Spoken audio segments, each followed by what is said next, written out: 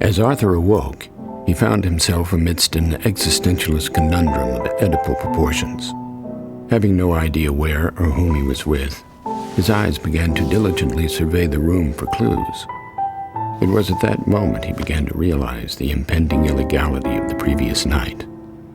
Having noted both the cut and make of the girl's equestrian attire, Tolstoy's standard prep school lit Anna Karenina, and the rather precocious Lolita sunglasses that rested on the nightstand, Arthur rendered the girl could be no older than 17, and most likely was younger. Chloe, you're gonna be late for school. Shit.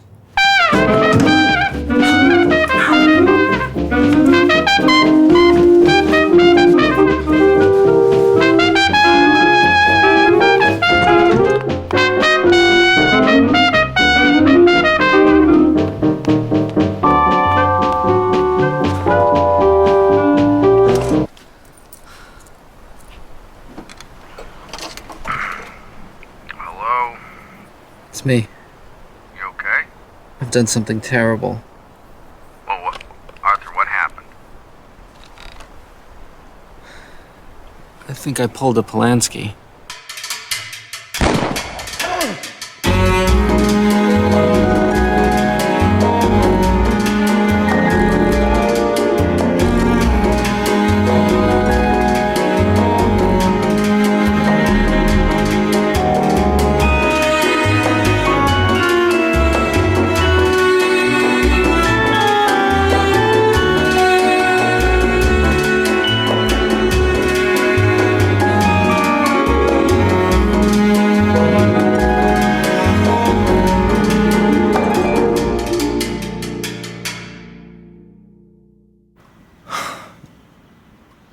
Some girls, women, can be very mature for their age.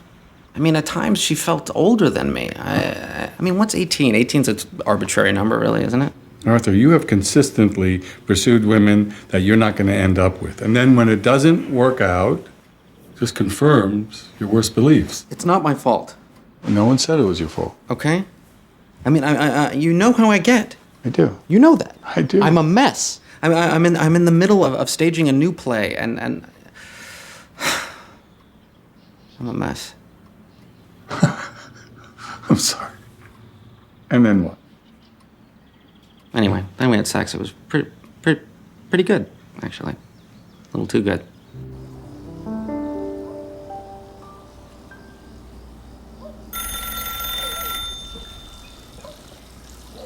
I got it.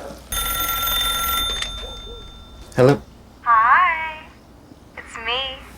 What are you doing? How'd you get this number? It's George. George at the theater. You can't call me here.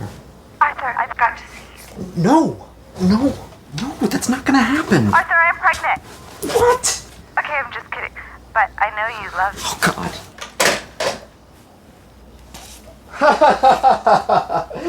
Oh, that's too funny. Okay, I'll see you tomorrow, buddy.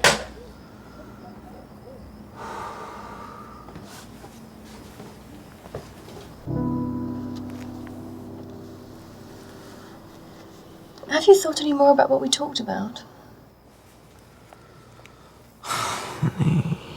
We've been through this 100 times. You know, the timing's all wrong. I have a new play going up. Our stocks are low.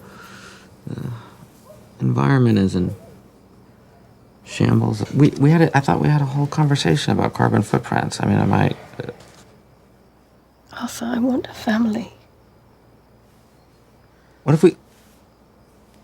don't we sort of ebb our way into it? Get a kitten. Save a kitten. Get a kitten with cancer. It was at that moment Annette began to fear that Arthur would never give her the child she so desperately wanted to conceive. Over the following weeks, Arthur's paranoia had become increasingly debilitating for both his relationship and his work. Auditions for his new play began in a week, and he needed to focus.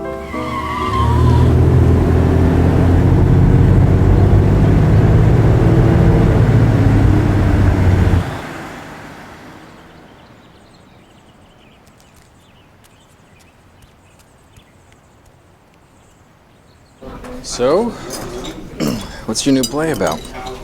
Well, it's called The Romantic Egoist. Yeah, so it's autobiographical. You know, I'm usually the first to insist that my plays are a work of fiction, but this time it's questionable. And how does Annette feel about that? She hasn't read it yet. You know, things haven't been good lately. I'm waiting for the right time. You know, ever since the Polanski. Yeah, I'm racked with guilt, but there's some small part of me that's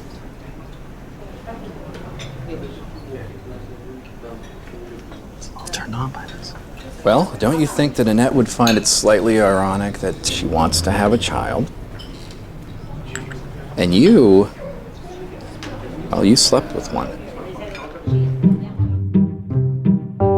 Okay, this one's not my fault. You know, I love Annette. I do. You know, she's successful. She's very attractive, and by all social conventions, she's age appropriate. But if I'm truly honest with myself, things have not been good for a while. I mean, theoretically, I want to make it work.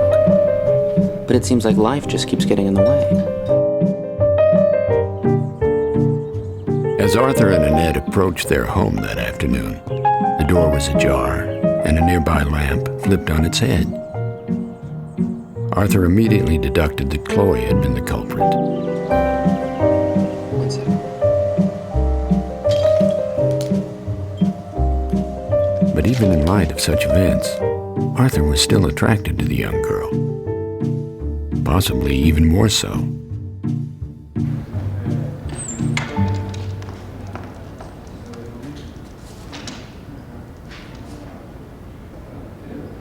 Lupe, can you bring in the first actress?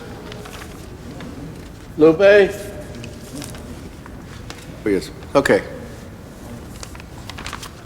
As Arthur mindlessly auditioned actresses, he couldn't help but think of his adolescent stalker. His every waking thought was consumed with her image.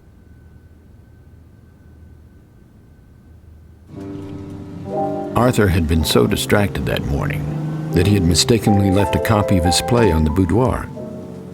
Annette, who had been left in the dark concerning its contents for some time now, curiously began to leaf through it. What she discovered was rather unsettling, to say the least. At present, she had consumed nearly 2 bottles of Côte d'Or. Arthur, of course, was completely unbeknownst to this fact.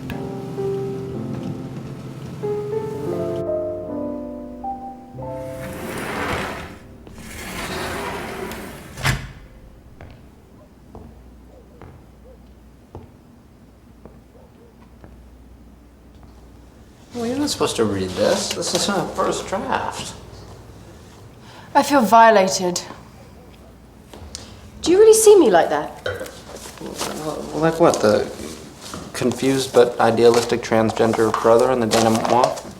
Abigail always needed a certain amount of drama in her life. She didn't know what to do with herself otherwise. She constantly created paradigms she couldn't win, even on the smallest scale. Abigail.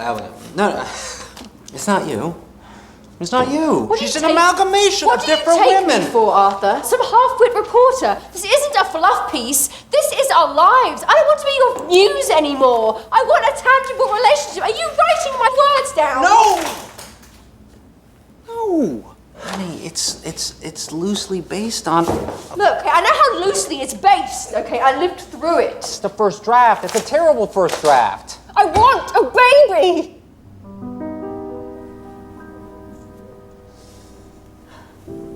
Honey, I don't understand. I just come home and then, you know.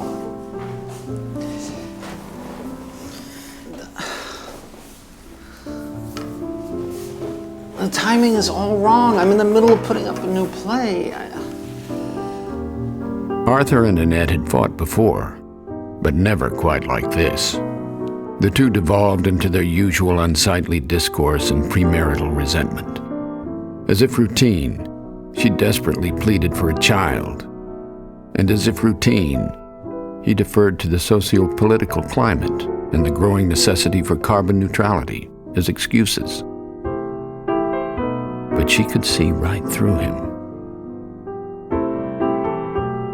She was always going to be a distant second to his work,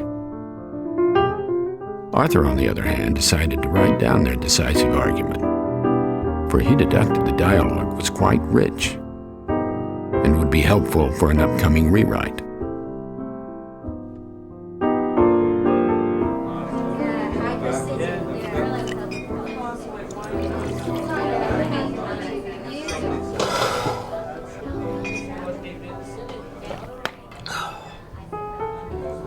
Well, it's official. It's over. I'm sorry. Yeah, don't be. Things haven't been good for a while. You know, I don't think she ever fully recovered from the fact that you two had a second child. I mean, you had a kid and her biological clock went haywire. Well, I'd invite you over to stay on the couch, but one of the little guys is sick, so... I take it you two still aren't, Unfortunately now, 3 months now, almost 4. It's like she's on some postpartum diet that involves sexual deprivation. Spencer's nearly 2. That damn New Age diet. Check. As Arthur proceeded to pay his tab, he stumbled across the torn piece of paper with Chloe's number. He was rather inebriated at this point and deducted he had nothing to lose. Well, except getting arrested.